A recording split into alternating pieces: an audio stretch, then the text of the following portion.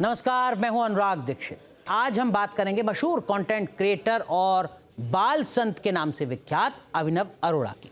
एक बालक जो आध्यात्म की बातें करता है, एक लड़का जो खुद को भारत का सबसे युवा आध्यात्मिक वक्ता बताता है, और एक बार फिर वो चर्चा में है। लेकिन इस बार उसके वायरल होने की वजह उसका सत्संग या कोई आध्यात्मिक वीडियो नहीं है।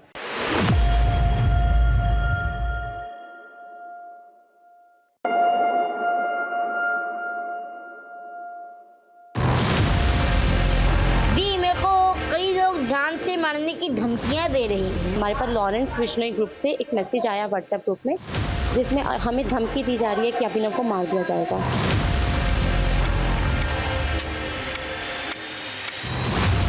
मेरी वजह से मेरी बहन भी स्कूल नहीं जा पा रही है। अभिनव को वो जान से मार देंगे। बात मेरी भक्ति की आ गई, मेरी भक्ति को नकली कहा जा रहा है। अब हम बर्दाश्त नहीं करेंगे। अब मेरी मैया को 2 कोस उठाने से भी डर लग रहा है। मैं तो सनातन धर्म का प्रचार करना चाहता हूँ।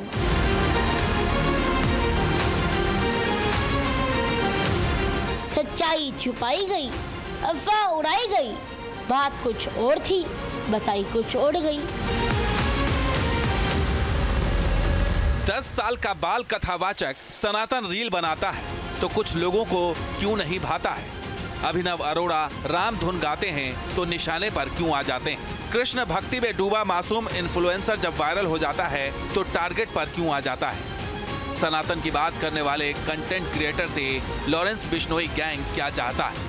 हमारे पास लॉरेंस बिश्नोई ग्रुप से एक मैसेज आया व्हाट्सएप ग्रुप में, जिसमें हमें धमकी दी जा रही है कि अभिनव को मार दिया जाएगा।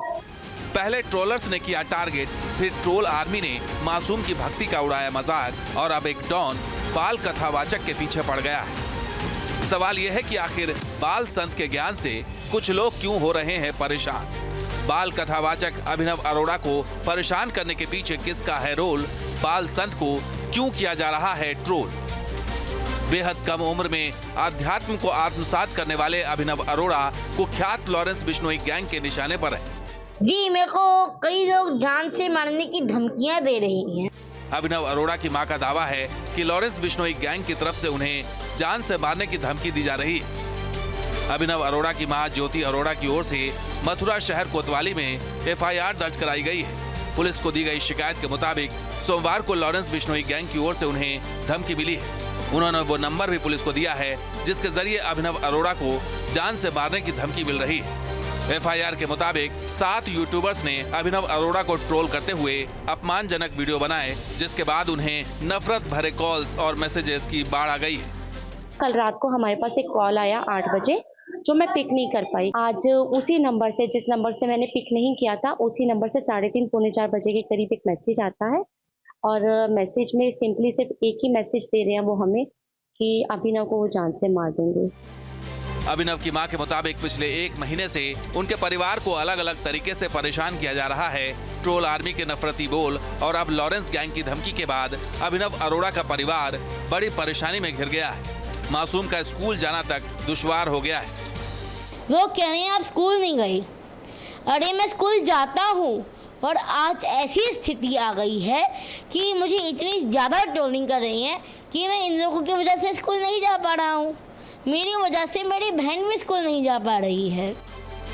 अभिनव अरोड़ा की तरफ से FIR दर्ज होने के बाद पुलिस जांच में जुट गई है और ट्रोलर समेत लॉरेंस बिश्नोई गैंग की धमकी को लेकर तफ्तीश की जा रही है। अभिनव अरोड़ा की तरफ से एक वीडियो वायरल हुआ था। उन वीडियो पर एक स्टेटमेंट दे रहे थे कि उनके साथ में कुछ लोगों ने फोन पर, व्हाट्सएप पर बात कही है।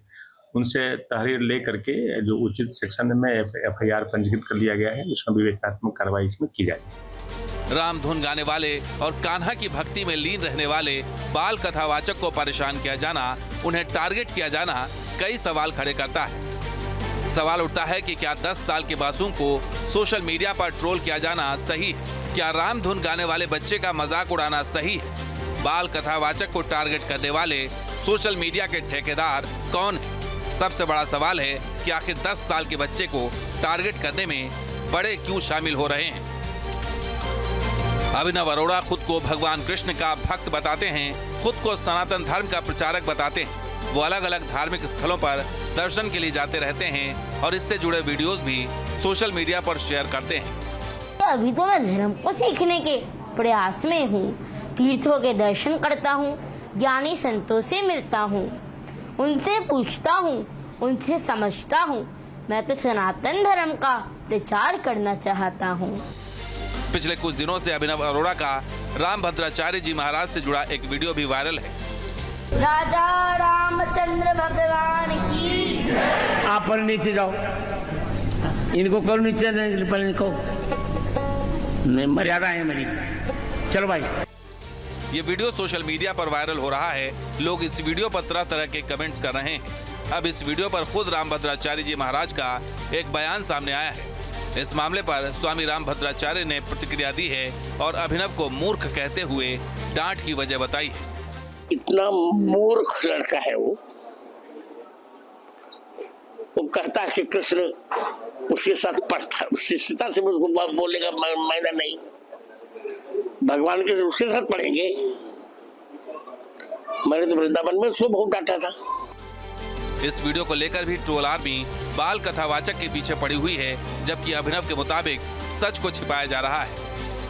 सबने लगा कि रामभद्राचार्य महाराज जी ने मुझे मंच से उतारा, लेकिन ये किसी ने नहीं डाला कि उसके बाद मुझे अपने रूम में भी बुलाया था और आशीर्वाद भी दिया था, जो वीडियो आज भी सोशल मीडिया पर अपलोड है। हम वो वीडियो प्रतापगढ़ का नहीं है, वो वीडियो आज से 1.5 साल पुराना 2023 वृंदावन का है। क्या कृष्ण भक्ति में डूबे बाल संत को टारगेट करने के पीछे कोई बड़ी साजिश है? दरअसल अभिनव अरोड़ा के पुराने बयानों को भी तोड़ मरोड़ कर पेश किया जा रहा है। इसके जरिए सोशल मीडिया पर उनके खिलाफ नफरत फैलाने की साजिश की जा रही है।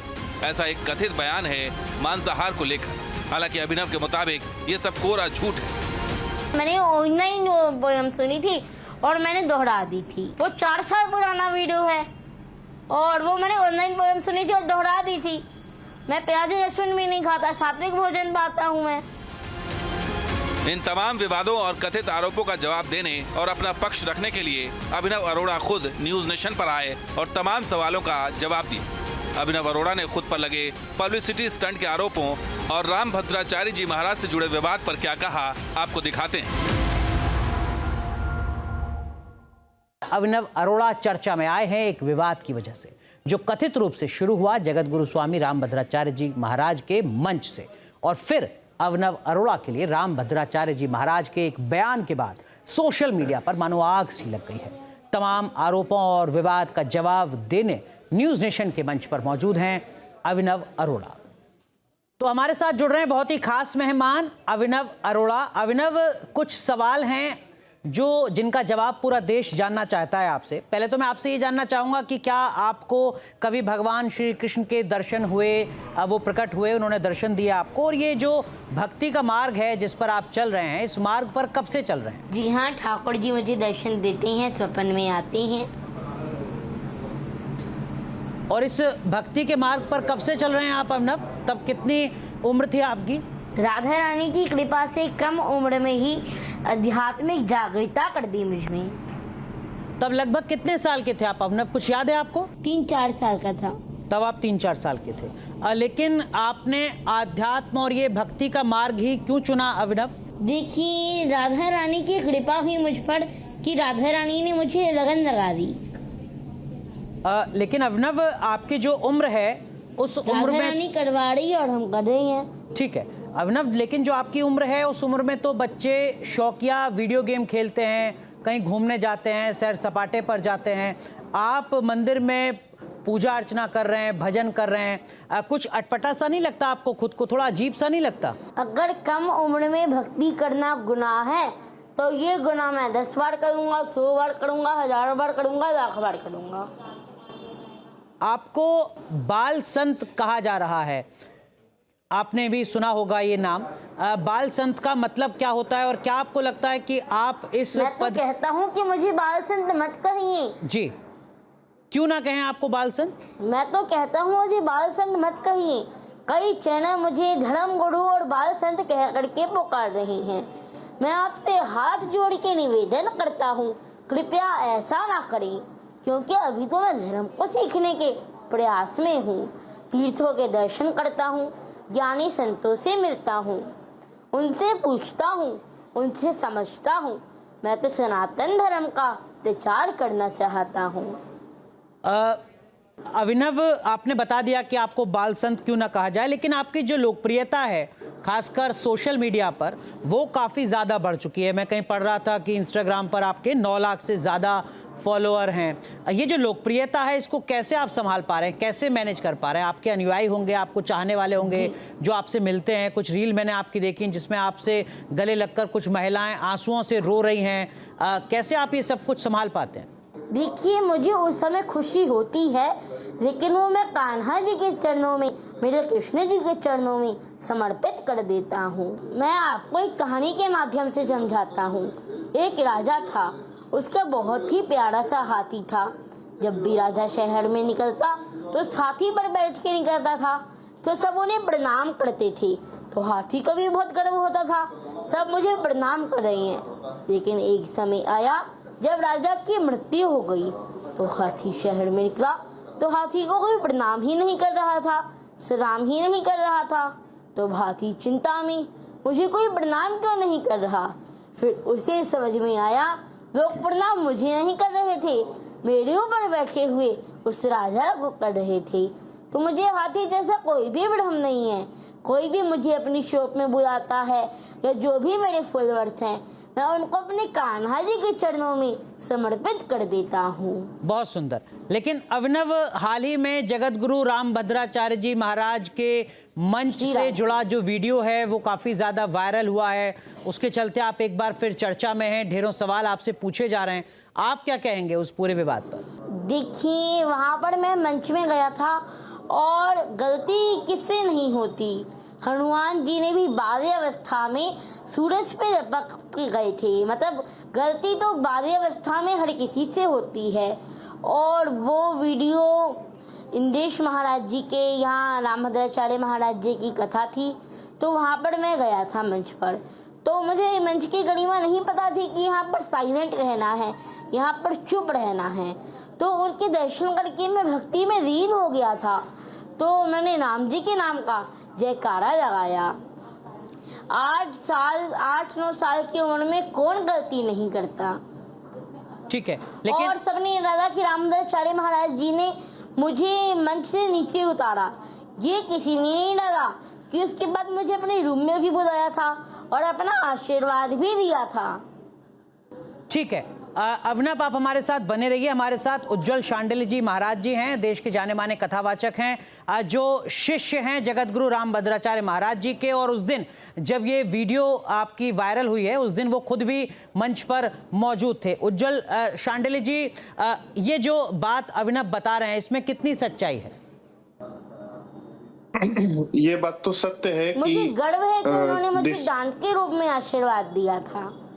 शांडिल्य जी, दिसंबर 2023 में वृंदावन में श्री कृष्णचंद्र शास्त्री जी के आवास पर पूज्यपाद जगत गुरु जी की कथा चल रही थी। उसी कथा में ये आदरणीय ये बाल संत जिन्हें आप कह रहे हैं अरोड़ा जी, अभिनव अरोड़ा जी, ये भी पधारे थे। तो इन्होंने गुरुदेव के मंच पर, ये जो वीडियो वायरल हो रही है पूज्यपाद गुरुदेव जी के मंच की वीडियो है और दिसंबर महीने की है, ये बात सत्य है। अब रही बात है कि इन्होंने कक्ष में जाकर आशीर्वाद लिया था, तो ये पूर्व में इन्होंने आशीर्वाद लिया था, ये सब जानते हैं। लेकिन इसके बाद गुरुदेव ने इन्हें वापस बुलाया और फिर से आशीर्वाद दिया, ऐसा स्मरण हम लोगों को नहीं है। अभिनव, आपने सुना शांडिल्य जी को, वो बता रहे हैं कि पहले आपने आशीर्वाद लिया था, उसके बाद आप मंच पर गए थे, जगत गुरु रामभद्राचार्य जी नाराज हुए, आपको मंच से उतार दिया। आप कह रहे हैं कि नहीं, बाद में बुलाया था और बाद में आशीर्वाद दिया था। शांडिल्य जी जो उस वक्त खुद मंच पर मौजूद थे, वो कह रहे हैं कि बाद में आशीर्वाद लिया, मुलाकात की, ऐसी कोई जानकारी नहीं है। ये वीडियो आज भी सोशल मीडिया पर अपलोड है, इंस्टाग्राम पर अपलोड है, आप उसको जाकर के देख सकते हैं। तो मतलब आप कह रहे हैं कि जब मंच से उतारा जगत गुरु रामभद्राचार्य जी ने, तो दोनों वीडियोस में वस्त्र सेम है। नहीं, वो तो बात शांडिल्य जी भी कह रहे हैं, लेकिन शांडिल्य जी कह रहे हैं कि मंच से उतारने के बाद नहीं बुलाया। महाराज जी ने मुझे रूम में आशीर्वाद दिया था, इसे 3 करोड़ लोग देख चुके हैं। शांडिल्य जी, सुना आपने अभिनव अरोड़ा को? वो कह रहे हैं 3 करोड़ लोग सोशल मीडिया पर देख चुके हैं। मैं तो कह ही रहा हूं कि गुरुजी ने आशीर्वाद दिया था। गुरुजी हर किसी को आशीर्वाद देते हैं, जो भी उनके चरणों में पहुंचता है, चाहे वो बालक हो, बूढ़ा हो। लेकिन हम लोग जितने लोग साथ में उनके रहे हैं, सेवा में किए, सबको ये पता है कि पहले ही इन्होंने आशीर्वाद लिया और बाद में मंच पर ऐसी घटना घटी। तो ये जो कह रहे हैं कि बाद में गुरुजी ने इनको बुलाया, तो ऐसा स्मरण हम लोगों को किसी को नहीं है। ठीक है, ठीक है। अभिनव, जो उस वक्त मंच पर मौजूद थे शांडिल्य महाराज जी, वो कह रहे हैं कि ऐसी कोई जानकारी नहीं है कि बाद में गुरुजी ने आपको बुलाया और आशीर्वाद दिया। पहले बुलाया था, पहले आशीर्वाद दिया था। वो वही कपड़े होंगे जिन कपड़ों में आप पहले मिले, उन्होंने आशीर्वाद दिया। उसके बाद आप मंच पर पहुंचे, मंच से उन्होंने उतार दिया। नहीं, ठीक है, पहले मंच से उतारा था और उसके बाद आशीर्वाद दिया था। ये झूठ है। ठीक है।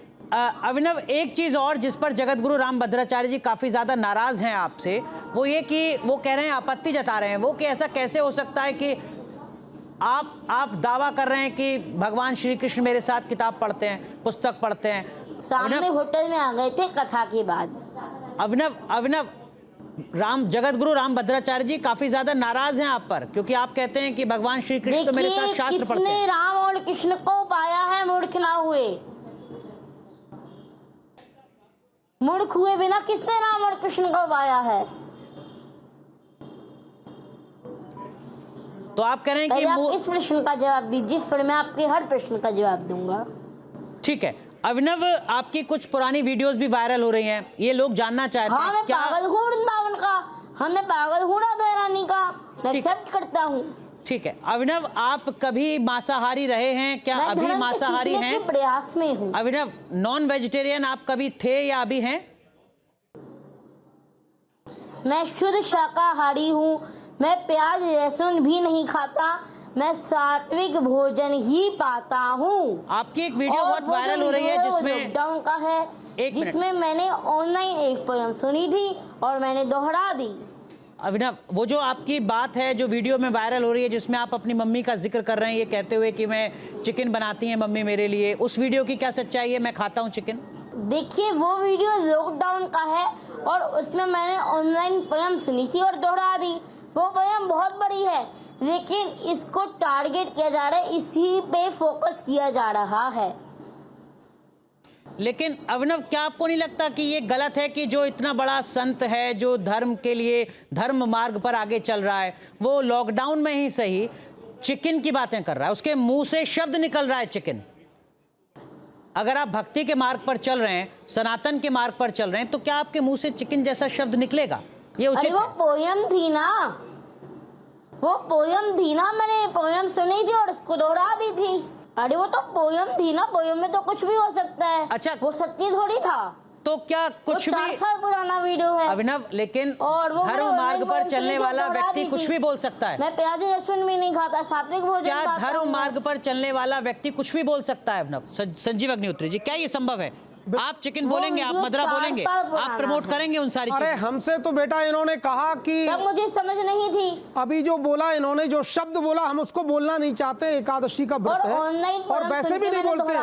तो जो चीज अशुद्ध अपवित्र है उसका नाम तो हम धोखे में भी नहीं लेना चाहते हैं। तो इसलिए इस तरह का धर्म का वातावरण जहां हो, शास्त्रीय वातावरण जहां हो, जहाँ राधा रानी का नाम है, श्री कृष्ण का नाम है। डॉक्टर कक्कड़, मैं अभिनव आपसे एक दो सवाल पूछूंगा कि आप स्पोर्ट्स देखते हैं, क्रिकेट देखते हैं, आपका फेवरेट प्लेयर कौन है? कौन कौन से आप स्पोर्ट्स में रुचि है आपकी? नहीं, मैं नहीं देखता क्रिकेट। आप कोई स्पोर्ट्स, कुछ नहीं, कोई भी स्पोर्ट्स नहीं देखते आप? चेस देखते हैं आप? चेस खेलते हैं? कुछ तो खेलते होंगे आप? नहीं। अच्छा, अब एक और चीज, आपने लास्ट मूवी कौन सी? सिर्फ अध्यात्म में रुचि है। नहीं, बहुत अच्छा है, आप बहुत अच्छा कर रहे हैं और करते रहिए, कोई उसमें वो नहीं है। पर जो अध्यात्म में भी होते हैं उनको भी स्पोर्ट्स में रुचि होती है, वो भी कई बार स्टेडियम जाते हैं या वो मूवीज भी देखते हैं। आपका कोई तो हीरो होगा, कोई तो आपका लाइफ में आइडल होगा। कौन है आपका फेवरेट हीरो? अच्छा, स्कूल में आपकी कौन सी फेवरेट टीचर? कान्हा जी है मेरे, सब कुछ। बहुत बढ़िया, वेरी गुड। अच्छा, स्कूल में आपकी फेवरेट टीचर, आपके अच्छे दोस्त? अभिनव अरोड़ा, लेकिन आपने गुरु लेकिन बनाया। सवाल का जवाब देने में दिक्कत क्या? संजीव अग्निहोत्री, आपने गुरु बनाया बेटा, कहीं से गुरु मंत्र धारण किया? कौन सा स्कूल में, ये क्यों बताऊं? नहीं, गुरु आपने बनाया कि नहीं? आपने जो भागवत करते हो, रामायण करते हो, बिना गुरु का ही करते हो आप? आपका कोई आध्यात्मिक गुरु है क्या अभिनव? मैं भी बिहारी जी को ही अपना गुरु मानता हूं। ऐसे नहीं होता है, ये फ्रॉड है। ऐसे नहीं, किसी को भी गुरु मान लोगे, ऐसा नहीं होता। गुरु मैं बिहारी जी को ही अपना गुरु मानता हूं। ऐसा नहीं होता है।